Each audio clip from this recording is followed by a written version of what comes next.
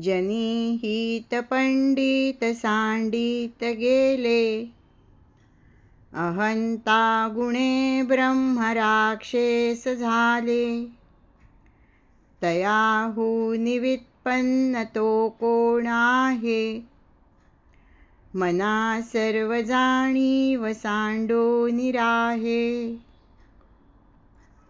मोठमोठे विद्वान लोक सुद्धा अहंकारामुळे आत्मकल्याण साधू शकले नाहीत. त्यांच्यापेक्षा विद्वान कोण होतं बरं? परंतु अहंकारामुळे ते शेवटी ब्रह्मराक्षसच झाले.